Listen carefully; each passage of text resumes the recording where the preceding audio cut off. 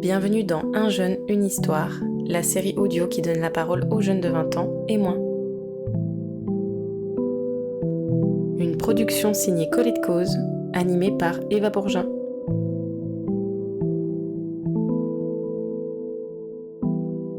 Bonjour Hassib. Bonjour. Bienvenue dans Colette Cause, je suis ravie de t'accueillir. Merci. Moi aussi, je suis ravi d'être là, de parler un peu de moi, de mon expérience, de ma vie. Tu as quitté l'Afghanistan en 2023. Pour commencer, est-ce que tu pourrais nous décrire l'Afghanistan à quelqu'un qui n'y est jamais allé ? Parce que moi, je connais pas du tout ce pays, donc j'aimerais bien en savoir un peu plus. L'Afghanistan, c'est un pays avec large d'histoire. Il a beaucoup d'histoire, vraiment beaucoup. Mais après, malgré tout, il y a des guerres. Malheureusement, c'est un pays avec beaucoup d'histoire, avec beaucoup de minéraux, avec beaucoup d'avantages. Il y a tout le monde qui veut avoir cette pays-là. Mais après, pendant l'époque, on a toujours vécu la guerre, mais à côté de la guerre, des bonnes parties, on a aussi, par exemple, on a des bonnes places, c'est un pays montagneux, les gens, ils sont tous, vraiment, ils ont des mentalités fortes, vraiment fortes, et puis, par rapport à le culture, Afghanistan, c'est un pays islamique, et puis, il y a 95 ou 96% qui sont tous musulmans. Mon quartier, déjà, le premier vue que j'ai de mon quartier, c'était un quartier vraiment majorité les peuples Hazara. D'accord. Et les Hazara, on a plusieurs ethnies en Afghanistan. Afghanistan est vraiment riche au niveau d'ethnies. On a plusieurs ethnies. On a les Pashtuns, Tajiks, Hazara, Ouzbeks, Baloutches et plein. Et puis les trois majorités, c'est Hazara, Pashtun, Tajik. D'accord. Et puis mon quartier, c'était majorité Hazara. Il y avait beaucoup de attentats, beaucoup de bombes explosions. Tous c'était dans notre quartier. Depuis les talibans. Non, même avant. Même avant. Je te parle de il y a 20 ans. Ah oui, d'accord. Depuis okay. 20 ans, ça commence cette histoire, ouais. D'accord. Parce que à cause de guerre civile. D'accord. Tout ça, ils essayent de faire des attentats sur des Hazaras. Mais après, c'était pas des attentats sur les gens militaires. Mais c'était sur des écoles, collèges, lycées. Des civils, du coup. Civils. Ah oui, oui. civils. Et pour ça, je te dis que c'est, pour ça, j'ai une image de mon quartier comme ça. Et au contraire, nous, on avait beaucoup de problèmes au niveau du sport, au niveau de études. Quand il y avait des attentats, tout ça, on était tristes. Mais ça nous donne beaucoup de force de continuer encore plus. Aujourd'hui, je suis là parce qu'on avait des problèmes là-bas en ce moment-là. Aujourd'hui, je suis ici fort au niveau de mentalité, au niveau de études. J'essaie d'être plus possible fort parce que t'as vécu des choses. J'ai vécu des choses en Afghanistan et cela, ça me donne beaucoup de force de continuer encore plus. Dans mon quartier, le plus belle image que j'avais, c'est les études. Tout le monde, il vient de campagne, de département à côté de Kaboul. Ils viennent à Kaboul. Il y avait de grands centres d'éducation. Dans chaque salle, on avait à peu près 500 personnes qui s'inscrivent. Et il y avait des grandes salles. Le prof, il était là et il parlait sur un microphone parce que on n'entendait plus. Et puis, pour voir le tableau, c'était vraiment difficile parce que le tableau, le prof, il écrit grande. Et il y avait beaucoup d'élèves. Et ça, c'est vraiment une belle image pour moi de mon quartier. Est-ce que tu te revois là-bas? En fait, la première image que je vois dans ma tête, c'est ma grand-mère. Parce que je suis grandi avec ma grand-mère. Et je l'adore. Et puis, à chaque fois quand je pense je pense à Afghanistan, ça me rappelle tous à ma grand-mère et mes amis. Parce que je suis une personne vraiment sensible et sociable. Et puis, et par rapport à la nature d'Afghanistan, oui, pour moi, la image que j'ai dans ma tête, c'est Kaboul, chez moi. Ouais. Et puis, la rivière qui est à côté de chez moi. Et puis, oui, des montagnes quand parfois on part pendant les week-ends, je suis parti avec mon père, ma famille, pour voir en montagne, pour balader un peu, faire un randonnée. Oui, c'est tout ce que ça me rappelle, j'ai une image dans ma tête, c'est ça. C'est marrant que tu parles de ta grand-mère parce que hier soir, j'écoutais un podcast justement sur des enfants qui ont dû venir en France pour fuir malheureusement la guerre dans leur pays en Afghanistan. Et une petite fille venait de Kaboul, comme toi. Ah oui. Et elle a parlé de sa grand-mère, pareil, de la rivière et de sa grand-mère. Et j'ai l'impression que là-bas, les grands-parents, les anciennes générations vivent avec les nouvelles générations. Est-ce que toi, tu vivais à côté de tes grands-parents? Oui, exactement. En fait, en Afghanistan, le plus important, c'est vivre ensemble, Ouais. en communauté. Déjà, on est une famille avec la famille. Et en Afghanistan, on doit respecter beaucoup les grandes. Du coup, on doit respecter, c'est obligatoire, quoi. Après, ça fait un partie de notre culture. Ma grand-mère qui est toujours là, toujours en Afghanistan. Et je suis grandi avec ma grand-mère, avec les histoires, qu'à chaque nuit, il m'a raconté pour que je dors.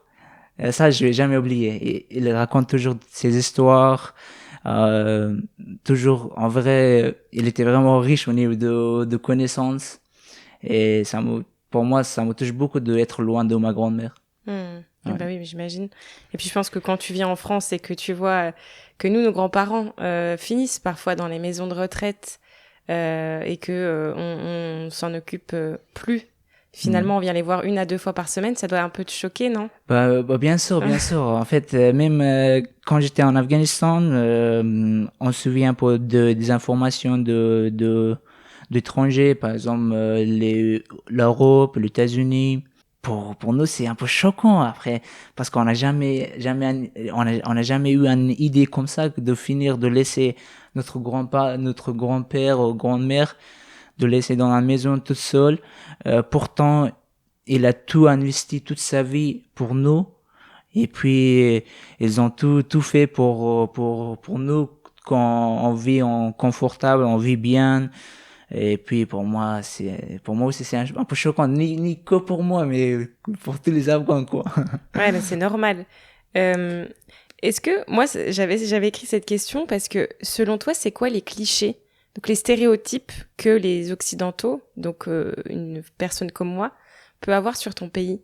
Là, j'entends souvent beaucoup de choses ici en France que mes amis ils m'ont dit et puis même sur les réseaux sociaux, Oui. sur les télévisions, Oui. il y a beaucoup de gens qui disent que Afghanistan c'est un pays qui a toujours de la guerre. Oui, ça c'est un partie de la réalité, mais c'est pas toujours le cas. Oui, il y a des guerres, mais il y a des bons côtés. Ils montrent que le mauvais côté. Afghanistan c'est un pays comme ça intéresse beaucoup les gens et pour ça ils montrent que les mauvais parties. Et Afghanistan, il a des très bons partis aussi. Et le plus drôle pour moi, c'est quand on parle d'Afghanistan, tout le monde, il pense à des armes, de la guerre, des talibans, que c'est pas ça. Normalement, les gens d'Afghanistan, ils sont tous gentils, humbles, respectueux. Moi, j'essaye de corriger au plus.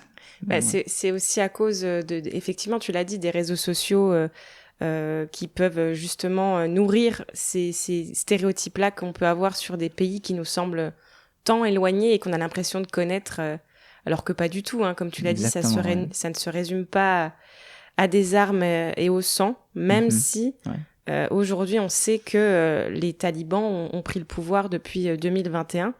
J'allais te demander en fait comment se passait l'école pour toi avant que les talibans arrivent. Et il me semble, de ce que j'ai écouté dans le documentaire hier soir, que quand ils ont pris le pouvoir, les filles ne pouvaient plus aller à l'école. Ouais, c'est vraiment dommage d'entendre ça. Quand les talibans sont venus, c'était exactement en 2021. J'étais au lycée en ce moment-là. Tout le monde, ils disent que les talibans, ils viennent, ils rentrent à Kaboul. À un moment donné, je vois que les militaires, avec son grosse voiture, ils sont en train de passer. Bon, ils essayent de aller au centre de Kaboul. Et quand je suis rentré chez moi, je vois sur les réseaux sociaux que les talibans, ils sont le port de Kaboul, ils sont rentrés sans aucune guerre. Et après ça, Les écoles sont fermées pendant 4-5 jours. Et les filles, ils avaient vraiment peur. Il y avait quand on marche au centre-ville, il y avait personne sauf les hommes. Il y avait que des hommes. Et après, ni des enfants, ni des femmes, ni des filles. Il y avait pas des choses comme ça. Mais après, petit à petit, on a rendu compte que les talibans, ils ont interdit euh, déjà l'école, lycée, collège, tout ça pour les filles. Mais université, il était encore des filles qui résistent et ils sont allées à l'université. Et puis, après quelques mois, ils ont arrêté l'université aussi. Après encore quelques mois, ils ont arrêté les femmes de travailler. Encore quelques mois, ils ont arrêté les femmes qui travaillaient à l'hôpital. Du coup, pour le moment, il y a les femmes et les filles, ils travaillent pas, ils vont pas au lycée, ils vont pas au collège, ils vont pas à l'université. La petite fille disait aussi dans le documentaire que quand elle se baladait dans la rue, on lui disait, enfin en tout cas les talibans lui disaient, bah écoute, pourquoi toi tu portes pas la burqa? Enfin voilà, c'est les filles, femmes doivent se vestir d'une manière, on va dire, obligatoire aussi. Et comme tu l'as dit, ne vont pas à l'école, ne vont plus à l'école, au lycée, université. Oui, exactement. Mais après, comme tu as dit que il doit mettre des burqas, ça c'est vrai, ça c'est la réalité encore. Quand les talibans ils voient une femme voilée, mais pas avec un burqa, il les dit c'est pas bien. Il les conseille de mettre un burqa, de cacher tout, qui c'est vraiment triste et radicaux. Et puis, même en islam, d'après moi, ils ont pas à dire ça, d'interdire de mettre un burqa, de cacher tout. Et puis, ça c'est un gros problème, je pense, oui. Bien sûr. Est-ce que tu te souviens du moment où ta famille a compris qu'il fallait partir? Oui, c'était le jour même que les talibans sont rentrés. Il a demandé à ma grand-mère de partir avec lui. Mais ma grand-mère, elle a dit que non, elle peut pas quitter son pays. Parce qu'il il a vécu là-bas. Maintenant, à cet âge-là, il a dit que jamais dans la vie, il va faire ça. Du coup, mon père, il est parti. Après, il a demandé à nous, notamment à moi. Après, j'ai dit non, moi, j'ai pas besoin de partir. Après, mon père, il est parti tout seul. Pour nous, il n'y avait pas de danger en ce moment-là. Moi, je me suis dit que peut-être c'est le danger de part de mon père. Les talibans, ils vont venir. Ils vont pas nous embêter, quoi. Mais après ça, c'était pas vrai. Et quand mon père il est parti, les talibans sont venus. De quand nous, on était obligés de venir. Et à ce moment-là, c'était quoi tes émotions? Est-ce que tu as eu le temps de dire au revoir à ton pays?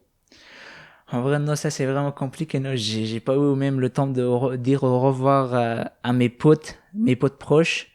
Il y avait quelques-unes qui sont venues chez moi pour dire au revoir, mais seulement je suis content de dire au revoir à ma grand-mère. Après, j'avoue que c'était un moment vraiment compliqué de dire au revoir à ton pays, notamment à ma grand-mère, ma famille. Et puis à chaque fois quand je me rappelle, après c'était pour l'avenir, quoi. Oui, c'est vrai que c'est vraiment compliqué, mais parfois quand je pense pour pas être vraiment triste, je me suis dit que ça c'est pour mon avenir. Je suis venu là, je suis ici, je suis venu là, je suis plus en danger, oui, pour mon futur. Du coup, même si c'est triste, ça vaut le peine, quoi. Quand t'es arrivé en France, t'es directement venu à Besançon? Oui, exactement, parce que mon père, il était déjà à Besançon. Elle avait un petit appart, et puis on est venu directement à Besançon. C'était quoi les premières émotions quand t'es arrivé ici? En fait, les premières émotions que quand je suis arrivé ici, de voir mon père, parce que ça faisait un petit de moment, ça fait 1 an et demi ou 2 ans, je me rappelle plus. Que tu l'avais pas vu. J'ai pas vu mon père. Et puis, parce que nous, on est une grande famille, et toutes les responsabilités de la famille, c'était sur moi, parce que j'étais le plus grand fils de mon père. Et du coup, quand je vois mon père, je me suis dit, oh, c'est fini le problème. Et quand je voyais mon père, j'ai fait un câlin. Quand ton père il est à côté de toi, ça t'aide beaucoup. Bah bien sûr, ça te donne une sécurité aussi. Exactement, oui. Que t'es arrivé, t'avais quel âge? J'avais à peu près 17 ans. 17 ans? Oui. T'as tout de suite appris le français parce que tu parlais pas la langue. Oui, Si exactement. on se rappelle, tu ne parlais absolument pas le français. Oui. Et j'ai commencé tout par zéro, aucun mot français, mais par contre, j'avais un bon base en anglais. Et que ça me permet d'apprendre assez vite. Mais on dirait assez vite, oui. Est-ce que c'était quoi la motivation? C'est quoi qui t'a poussé à tout de suite apprendre la langue, t'investir dans la culture? Ah, là, c'est une bonne question. C'est quoi qui m'a poussé d'apprendre la langue française? Ouais. Moi, je dirais que c'est d'être toute seule. Ouais. Parce que quand tu es dans un nouveau pays, tu connais personne. Là, quand je suis arrivé ici, j'avais ma famille. Oui, c'est vrai que j'étais avec mon père tout le temps, parce que ça faisait longtemps, on a baladé tout. Alors, j'ai discuté beaucoup avec mon père. Mais sauf ça, j'avais pas des amis, j'avais pas des potes, et parce que le seul problème que j'avais, c'est la langue, parce que j'arrivais pas à me communiquer. Et puis, vu que j'étais toute seule, j'arrivais pas à parler, de partager mes sentiments. Et je me suis dit, la première chose, c'est d'apprendre la langue. Et après, tu peux tout faire. Après, j'ai commencé à apprendre toute seule. Après, mon père aussi, il m'a aidé beaucoup, il m'a donné des conseils.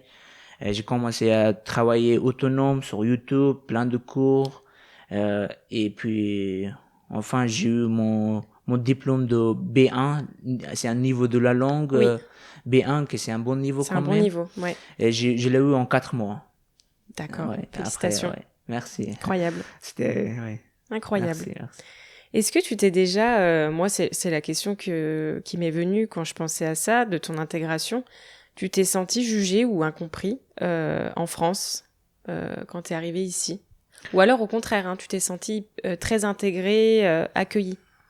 Juger en mode juger quand on veut dire juger quelqu'un d'autre que moi juge comment je suis. Oui, ta Ok. langue, ta culture peut-être, enfin voilà, est-ce que t'as senti un peu des émotions négatives à cause des autres, ou alors au contraire c'était un accueil très positif? Exactement. Chacun quand il vient d'un pays comme ça, un pays comme Afghanistan, qui ici on n'a pas beaucoup d'informations sur ce pays-là.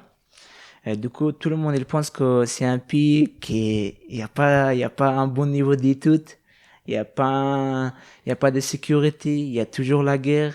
Les gens quand ils viennent, ils comprennent rien, ils comprennent rien de la technologie, parce que les choses qui ça montre sur les réseaux sociaux eux aussi ils ont raison. Mais quand je suis venu, en fait à peu près, je dirais dans ma classe, ils étaient vraiment gentils, mais dans ma classe ils me trouvent incapable de faire quelque chose. Oui, c'est vrai que j'avais des problèmes de la langue, et puis ils pensaient que je viens dans un pays qui y a rien, je connais pas les technologies. Et puis ça me choque, vraiment ça me choque que les gens ils me calculent pas. Ça fait un sentiment bizarre. Et du coup, oui, c'est là que les gens ils me jugent en tant que une personne que je suis pas autant fort. Ça m'embête, et c'est là que ça me pousse de travailler encore plus pour montrer que non, je suis le vrai assis, pour montrer mon vraie version. Et puis tout le monde, première question qu'il me pose, comment ça se passe en Afghanistan, est-ce qu'il y a beaucoup de guerres, est-ce que tu t'es battu combien de fois? Ah oui, d'accord, ils veulent le... Oui, oui, ok. en fait ils posent pas des questions par rapport à notre culture, à moi, comment ça se passe la vie, comment ça se passe les gens, par exemple, comment ça se passe au niveau de sport en Afghanistan. Directement, elle pose combien de fois tu te battu, est-ce que t'as déjà tiré, est-ce que t'as vu quelqu'un qui est déjà tué. Ah oui, d'accord, on te voit comme un soldat qui débarque d'Afghanistan. Est-ce que tu faisais du sport quand t'étais en Afghanistan? Oui, je faisais beaucoup parce que déjà mon père, c'est un modèle pour moi. Il faisait toujours du sport, il fait maintenant aussi. Et il avait un bon niveau de boxe en Afghanistan. Et puis quand on est venu ici en Afghanistan, il nous fait souvent les entraînements intensif. Je veux dire, parce que là, en ce moment, j'étais petit, mais pour moi, quand j'étais petit, c'était intensif, cet entraînement-là. Et cela, ça me permet d'être un peu plus sportif. Et quand j'avais 7 ans, 6 ans, j'ai commencé jiu-jitsu, parce que jiu-jitsu brésilien, parce que mon père, il connaissait son meilleur pote, il était coach de jiu-jitsu. Et j'ai fait pendant 7 ans, 8 ans, et après, j'ai commencé la lutte. J'ai fait 1 an, 2 ans, mais à cause de problèmes de sécurité, tout ça, et j'ai pas pu faire encore plus parce que c'était vraiment un danger. Les gens, on avait beaucoup des attentats, même en salle de sport, sur les gens civils. Et du coup, j'ai arrêté le sport, je faisais chez moi. Et après, quand je suis venu ici, j'ai repris la lutte. Donc le sport, très important. Donc il y a beaucoup de clubs de sport en Afghanistan. Exactement, oui. Déjà, c'est une chose, peut-être qu'on ne pense pas à ça, mais il faut le dire. Et du coup, tu t'es relié peut-être à ton pays en continuant un sport que tu avais engagé en Afghanistan et en le faisant ici, en le pratiquant ici. Exactement. Dans un club à Besançon. La lutte en Afghanistan, c'est vraiment un sport qui est très très célèbre et très populaire pour les gens afghans.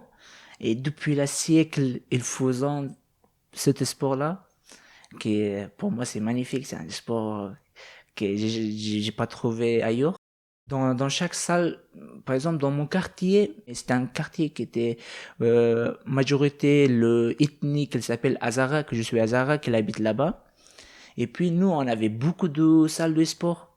Déjà, il y avait une salle de sport qui était salle de lutte, que salle de lutte, je parle que salle de lutte. Oui. C'est 10 minutes à pied, il y a que 15 minutes à pied de chez moi, il y a que 30 minutes à pied.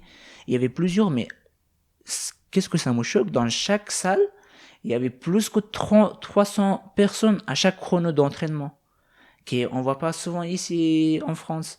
Est-ce qu'il y avait des femmes? Elles pouvaient ou pas faire de la lutte? La lutte, non. C'était la lutte pour les femmes, ils font pas souvent parce que c'est la lutte, on dirait, c'est un sport qui est très masculin. Très masculin en Afghanistan, je veux dire. Et puis on n'a pas beaucoup des filles qui aiment bien, qui aiment les sports de combat aussi. Et du coup là-bas, les filles, ils font plus karaté. D'accord. Taekwondo, boxe. D'accord. Et musculation. D'accord. Ils font souvent fitness, ouais, mais pas sport de combat, ouais. D'accord. Et tu trouves qu'en France, il y a plus de femmes ou pas au sein de la lutte? Non, pas tant. Pas autant, non, pas autant. Est-ce que voilà, la lutte, ça t'a permis de canaliser tes émotions aussi peut-être, ou alors les exprimer? Déjà, la lutte, c'est un sport de combat. C'est l'un de la plus difficile sport du monde. Oui. Il y a beaucoup de physique. En même temps, tu dois avoir la physique d'un athlète de musculation. Tu dois avoir les techniques d'un athlète de échec. Tu dois avoir la vitesse d'un personne qui fait la course, un athlète qui fait la course. Et la combinaison de tout ça, c'est la lutte. Et puis, la lutte, il m'a appris beaucoup de choses. Première chose, que à chaque fois quand je tombe, je dois me lever. C'est pas fini. Et à chaque fois quand je vais au sol, je dois revenir. C'est pas la fin. Et la dernière chose, c'est la lutte. Il faut travailler jusqu'à les dernières secondes. On doit profiter des dernières secondes parce que c'est les dernières secondes que ça joue en lutte. Il faut utiliser tout. Et pour ça, c'est le cas de ma vie. Je me bats pour ma vie. La lutte, ça me permet en fait, je lutte 2 fois. Une fois aux salles de sport, une fois pour ma vie. Et c'est la même lutte. À chaque fois, je tombe, à chaque fois, je reviens et... J'allais le dire, comme tout être humain, on tombe, on se relève, on tombe, on se relève, c'est la vie. Alors aujourd'hui, tu entraînes les plus jeunes. Pourquoi la transmission, elle est importante pour toi? Le seul défi je sais pas si c'est un défi ou c'est un point fort que j'aimerais bien que tout le monde il réussisse. Déjà, j'ai une sensation de transmis depuis petit. Même quand je voyais quelqu'un qui a besoin d'aide, directement, je suis allé, même mon père, il m'a dit, non, il faut pas faire ça tout le temps. Oui, c'est bien, assis, il faut faire souvent, mais parfois, il faut pas il faut prendre ton temps pour toi-même. Mais moi, je sais pas, moi, je sais. Trop altruiste. Oui. Et après, ce conditionne quand je m'entraîne, quand je donne les entraînements à des petits, euh, j'adore. Ça me fait penser quand j'étais petit, et puis je voulais m'entraîner encore plus. Euh, j'avais besoin de quelqu'un qui est toujours avec moi pour me donner des conseils, tout ça. Et là, je me vois je me vois Oui, dans les petits. dans les petits, ouais. Et puis pour ça, et j'adore travailler avec les petits. Après, je sais pas si c'est Si. un bon phrase pour dire ça, mais... Si, j'allais te demander, est-ce que tu penses parfois au petit garçon que tu étais en Afghanistan quand tu faisais du sport? Donc, tu vois, tu as bien répondu. Est-ce que le sport ça t'a aidé, en fait, à te sentir à ta place ici? Bien sûr, la lutte, ça m'a aidé beaucoup à m'intégrer en France. Déjà, première fois quand je suis venu en France, je savais pas qu'il existe l'un des meilleures salles de lutte de France, ici à Besançon. Euh, Quand je suis venu, je faisais les entraînements toute seule, course à pied, trail et les autres. Mais à un moment donné, avec mon pote, on se rend compte qu'il y a une salle de lutte. Je suis parti, je m'inscris et le soir que ça commence. Et puis jusqu'à aujourd'hui, euh, c'est ma deuxième maison là-bas. En fait, il y a des jours que je m'entraîne 4 heures sur le tapis. Et mes 4 heures, c'est un énorme. bonheur, ouais. Et puis, à côté de mes études. Et puis, même, par exemple, hier, j'ai fait 2 fois les entraînements, le matin et l'après-midi. Parce que j'adore. Bien sûr. En fait, quand je me sens tout seul, je vais à l'entraînement. Je fais de sport. Quand je me sens blessé, je vais à sport. Je fais de sport. Oui, Quand j'ai des choses à dire, mais je peux pas dire, je vais aller sport. Et en fait, je pense que le sport, pour moi, c'est un truc pour résoudre mes problèmes. C'est plus qu'un sport pour moi. oui, c'est échappatoire. C'est un Ouais. échappatoire. Aujourd'hui, tu te sens comment par rapport à la nationalité française? Est-ce que tu as fait une demande? Est-ce que ça a abouti? Est-ce que même sans faire de demande ou avoir reçu une autorisation, une nationalité, tu te sens aussi français? Enfin voilà, comment tu te places par rapport à ça? Un bon question. Déjà, j'aimerais bien d'avoir mon nationalité française parce que je vis en France. J'ai fait mes études en France et bientôt je vais travailler en France. Et du coup, quand j'ai mon nationalité, ça m'offre beaucoup de portes, beaucoup d'opportunités, encore plus pour réussir. Bien sûr que je veux bien mon nationalité. Tu te projettes à plus tard. Qu'est-ce que tu aimerais faire, toi, plus tard, justement? Ok. T'es dans quelles études actuellement? Je suis en classe préparatoire de scientifique de MP2I, D'accord. maths, physique, sciences de l'ingénieur et informatique. Et je suis en première année.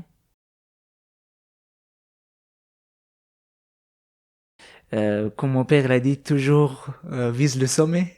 Du coup, je vise école d'ingénieur. Si je peux aller dans un bon école d'ingénieur au top, pourquoi pas. Mais euh, il faut il faut voir la réalité aussi. Du coup, pour le moment, moi, je vise école d'ingénieur. Ouais. Et j'espère d'avoir mon diplôme d'ingénieur. Et comme ça, je vais travailler, avoir une belle vie. Est-ce que tu as l'impression que les Français ont conscience de la chance euh, du pays dans lequel ils vivent? Parce que tu parles d'Afghanistan, de guerre, d'attentats. En France, on n'en a heureusement pas ou plus. Mhm. Est-ce que tu penses que les Français ont conscience de cette chance-là? Déjà, je te dis que moi, j'ai la chance de être adopté par un pays comme ça. La France, c'est comme ma mère, là, actuellement. Et puis, euh, pour les enfants biologiques de la France, je dis que ils ont vraiment la chance d'être nés dans un beau pays comme ça. Que, ni par rapport à l'Afghanistan, par rapport à Moyen-Orient, mais par rapport à l'Europe, par rapport à euh, Italie, Allemagne et les autres pays. Et puis, pour moi, je pense que on doit utiliser beaucoup d'opportunités. Il y a beaucoup d'opportunités. On doit toujours utiliser. Après, c'est évident que les enfants biologiques de la France, ils comprennent pas qu'est-ce que je dis. Parce que ils sont pas en manque des valeurs. Parce que moi, j'avais pas des valeurs là-bas que je trouve ici. Et pour moi, je comprends assez rapide. Mais eux, ils sont nés dans une condition comme ça, ils ont grandi dans les mêmes conditions et ils ont pas la manque de cette opportunité-là. Et pour avoir la manque, après ils vont savoir. Et j'espère pas qu'un jour ils vont avoir la manque de sécurité, tout ça, pas du tout, mais je vois qu'ils comprennent, ils utilisent toutes leurs chances.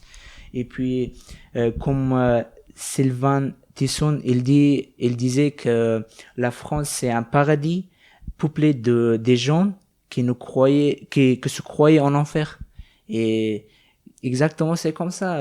Ils sont tout le temps, les Français, ils sont pas contents. Après, on a un terme entre les Français qui dit les vrais Français, c'est le Français qui râle. Ouais, tu confirmes? Oui. Et pour moi, c'est un peu choquant en même temps. Et vu que la différence culturelle entre Afghanistan et la France, c'est ça. Et l'autre différence culturelle, entre la France et Afghanistan, c'est comme je disais au début, c'est, euh, euh, c'est pas, en Afghanistan, les gens, ils vivent, la vie en Afghanistan tourne beaucoup autour de la famille, contrairement en France, que l'individu est au centre et chacun, depuis la jeunesse, il apprend d'être indépendant.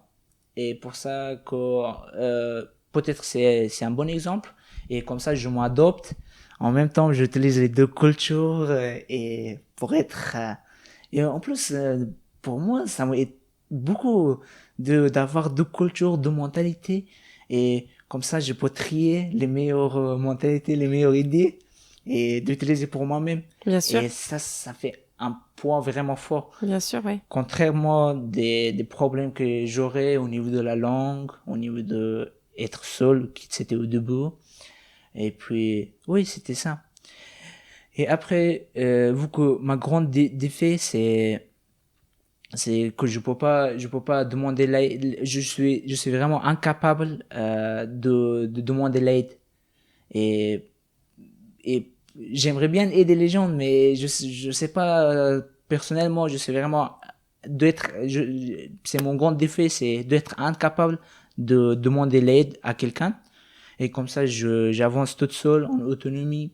J'essaye d'être tout le temps autonome, d'être tout le temps à côté de ma famille, comme c'est notre culture, d'aider mon père, mes parents, mes frères. Ah oui, d'être parfait, quoi. Être parfait, c'est un grand mot, que je suis très loin de ça, très très loin. Mais à ta hauteur, en tout cas, à ce que tu exiges. C'est ça mon but. D'accord. Et puis, déjà, mon but, c'est pour ma famille,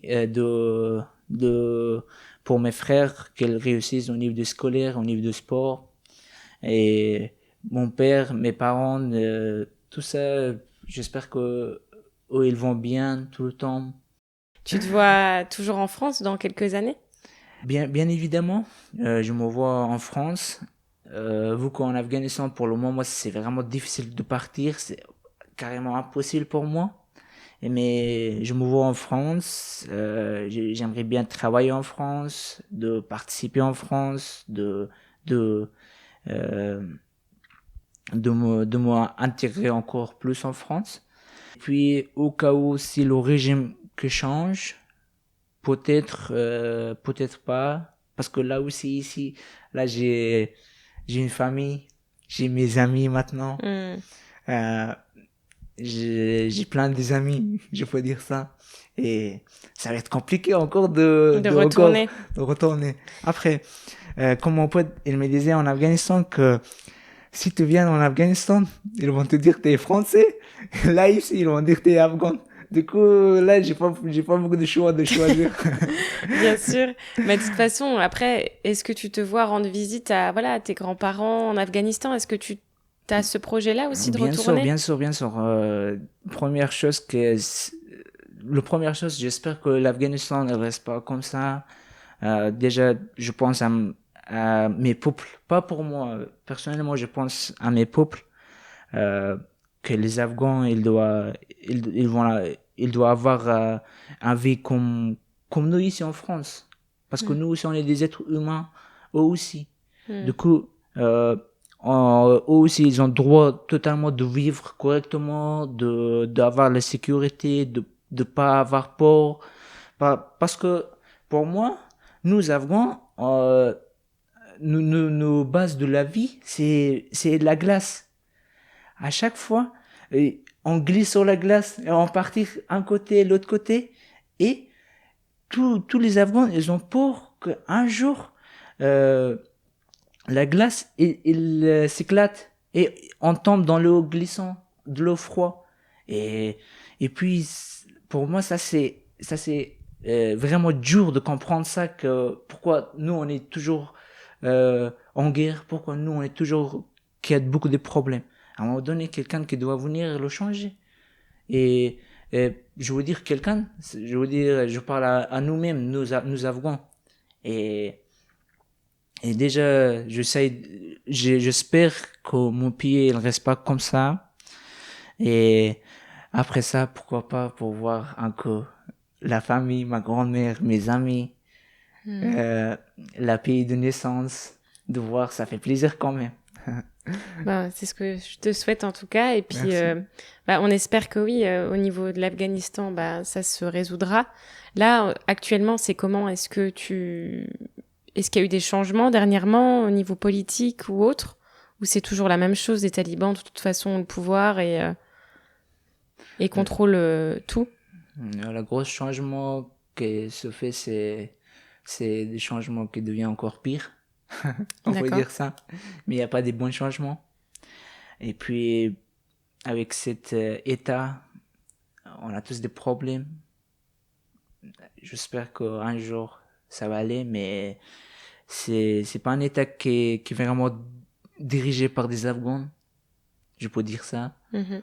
C'est compliqué après de dire que, parce que d'après moi, il y a plein de pays qui viennent, qui dirigent l'Afghanistan. C'est même pas les Afghans qui dirigent eux-mêmes. Et pour moi, ça c'est triste, hein. En tant qu'un Afghan, j'aimerais bien quelqu'un qui dirige l'Afghanistan, et je veux bien pour mon pays. Du coup, pour le moment, il n'y a aucun changement qui est positif. Écoute, en tout cas, on souhaite à l'Afghanistan d'aller mieux. Merci. Les Afghans aussi. Merci. Et puis on te souhaite de bonnes études en France, que tu obtiennes ton passe pour l'entrée à l'école d'ingénieur, et puis que tu continues la lutte. Ça fait du bien d'entendre ça, et j'espère aussi. La lutte dans tous les sens du terme, Hassib. Merci beaucoup d'être venu. J'ai appris plein de choses sur l'Afghanistan, sur Kaboul. J'espère aussi que celles et ceux qui écouteront ce podcast en sortiront avec beaucoup plus d'informations, de visions aussi. Merci. Merci Hassib, et puis à très bientôt. Merci beaucoup.